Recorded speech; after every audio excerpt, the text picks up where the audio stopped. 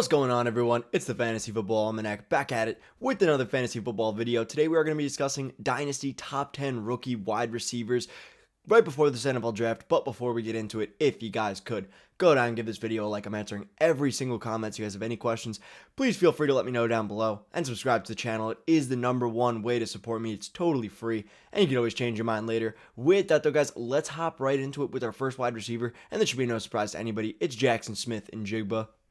And I think Jaxon Smith-Njigba deserves to be far and away the #1 wide receiver on pretty much every single person's board. Well, it is not as unanimous as I'm saying. I think Jaxon Smith-Njigba is far too talented of a player to not be at least in the top 3 for most people. I mean, for one, he played alongside Garrett Wilson and Chris Olave in college and outproduced both of them. And both Garrett Wilson and Chris Olave admit that Jaxon Smith-Njigba was the best player on the field when he was playing. We also saw how dominant he was when Garrett Wilson and Chris Olave were out versus Utah in the Rose Bowl. So I think Jaxon Smith-Njigba has a talent profile, although he was injured last year, and that does create some question marks. We did see how dominant he was at the combine, having some of the best athleticism we've ever seen. I mean, I believe it was the 4th fastest 3-cone since 2007. So we know JSN has everything you want in a wide receiver. He is going to be a PPR monster, somebody who could have 75 receptions his rookie year, somebody who could lead the league in targets as in his 3rd or 4th year, which is phenomenal. Exactly what you like to see at the position. Moving on and moving it down a tier though, because I don't really see a case of drafting either of these guys over JSN. I got Jordan Addison. I think Jordan Addison simply will go higher because I think he does fit a lot more offenses. I think he does end up around the early 20s, maybe late teens in terms of where he will end up in the draft. And there is a lot of great teams for Jordan Addison to go to. I mean, we're talking about a guy who could end up on the Chargers. And while it doesn't seem all that great in year 1, we will most likely see either Mike Williams or Keenan Allen end up moving on in 2024. Not only that, Jordan Addison did not have a great combine and did not play that great last year at USC. 2 years ago, he was one of the most talented wide receivers we've ever seen at the college level, winning the Biletnikoff Award, putting up 1,600 yards, 16 touchdowns. I mean, he was a phenomenal wide receiver a mere 2 years ago. I don't think he's lost that. He's going to be going in the first round. He's going to have the draft capital, a Biletnikoff Award winner. I think there are some question marks with him, namely his athleticism, especially for his size, 10 percentile adjusted speed score at his height and weight. And yes, his weight is a concern, but again, the NFL is trending in a direction where these smaller guys are getting more and more success at the NFL level, and Jordan Addison, a super smart player, somebody you can get open on a dime, somebody who's super shifty, I think deserves to be here. Moving it down though, and I'm going to keep him in the same tier, I got Quentin Johnston, and Quentin Johnston has elite traits at the position, and well, big body type wide receivers generally are not guys that I love at the NFL level. I think generally they don't pan out as much as these smaller guys who have a much safer floor. Quentin Johnston's ceiling could easily be the best wide receiver in this draft class. I mean, this is somebody who helped TCU get to the national championship game. Although they looked terrible in the national championship game, they still made it. Props to them. And Quentin Johnston, a great player in his own right, well, not as productive as you would like to see. He did struggle with drop issues.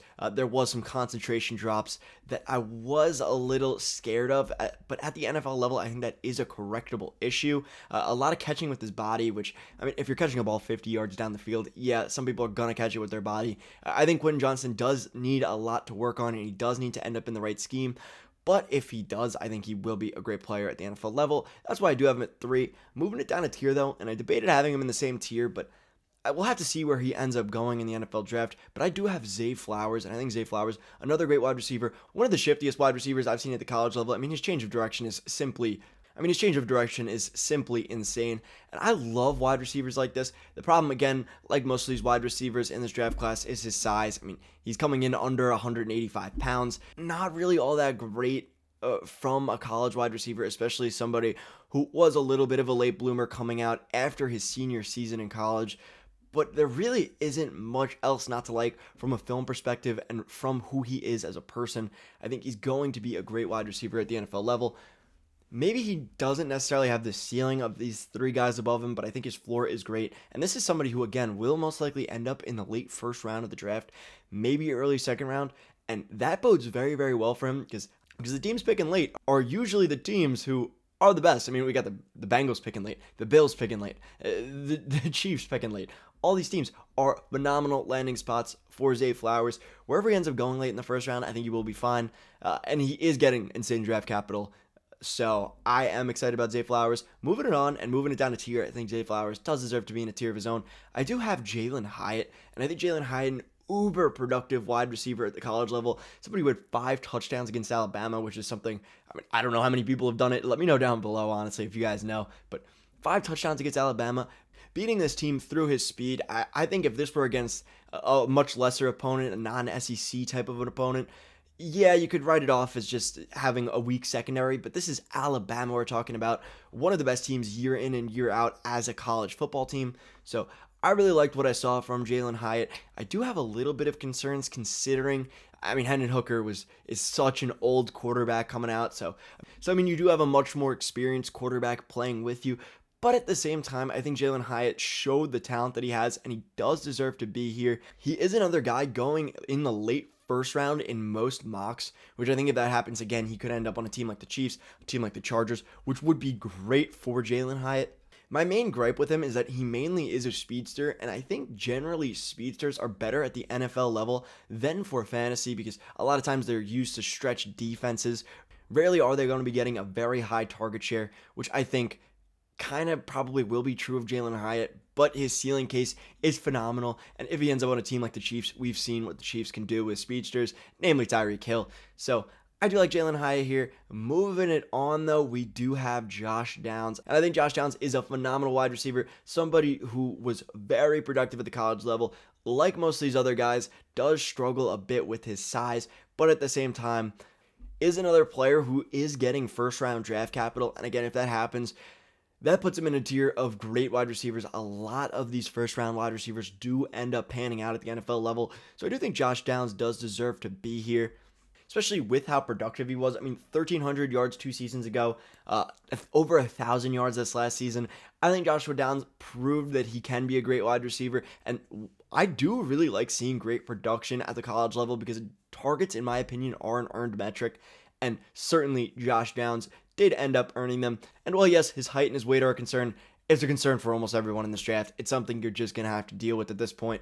Moving it on, though, we do have Kayshon Boutte, and I know this probably is a little bit high for Kayshon Boutte, but I think Kayshon Boutte was so highly touted coming out in his freshman season, which is something I really like to see.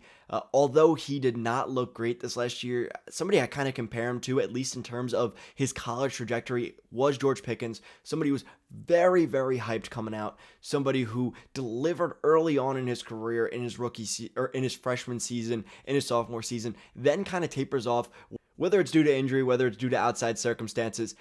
But either way, even though Kayshon Boutte is not getting nearly the buzz that he did and did have a poor combine, we have seen LSU wide receivers in the past be absolutely phenomenal at the NFL level. I mean, if there's any school that knows how to grade a good wide receiver, it is LSU. Justin Jefferson, Jamar Chase, Odell Beckham Jr. The list goes on. Kayshon Boutte could be the next on that list, and I think he is going a little too cheap for the talent that he has and the potential landing spot that he will have. I think he's going to surprise people, and he's going to go higher than people think. We'll see, though. Could be totally wrong on that, to be honest with you. Last guy I do have in this tier is Marvin Mims, and honestly, this is more of a film take than anything else. I think Marvin Mims is a great wide receiver when you watch him. Somebody who is really shifty, can get open deep, can get open at the line of scrimmage, can get open at the middle of the field.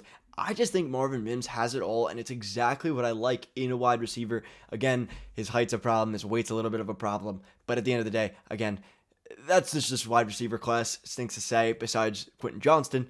Either way, though, Marvin Mims, a great player in his own right, somebody who I think will be going in the early to mid-second round, which is another sweet spot for wide receivers. I mean, we've seen tons and tons of wide receivers succeed going in that early to mid-second round. And so overall, I do really like Marvin Mims. Moving it down to my last tier, though, the first player I do want to talk about is Rashee Rice.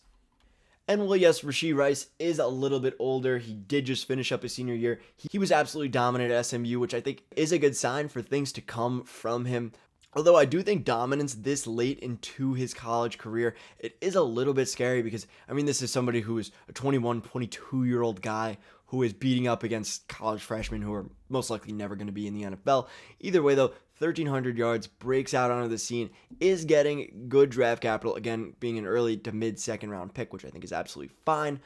Moving it on though, and moving into my last player, I do have Cedric Tillman, and I honestly think I should have Cedric Tillman higher than this because he was so productive. A lot of people who compare Jalin Hyatt and Cedric Tillman think that Cedric Tillman could even be the better player. He was also a part of this Tennessee offense, which I think was a great offense, an offense that did produce a ton of talent, did have Hendon Hooker throwing it to him, did look very, very good 2 years ago, putting up over 1,000 yards. But this is somebody who really hadn't played at the collegiate level until 2021. I mean, his first 3 seasons in college, barely got any touches, 1 game, 3 games, 2 games played, combining for a total of 8 receptions. So we really just hadn't seen it from Cedric Tillman. Then comes out over the last 2 seasons and really shows us what he's got. I mean, in 2022, did deal with injuries, so didn't really play all that much. But either way, Cedric Tillman, I think somebody who does have the talent. We just haven't seen it that much, and that's why I do have him ranked a little bit lower. Either way, though, guys, that's going to be it from me. Hope you did enjoy the video. Let me know what your top 10 is down below. Would love to hear it. So much is going to change with the NFL draft. That's why I love doing these videos before and after the NFL draft, so we could see exactly how things change. With that, though, guys, as always, have a good day, a good night, and a good life.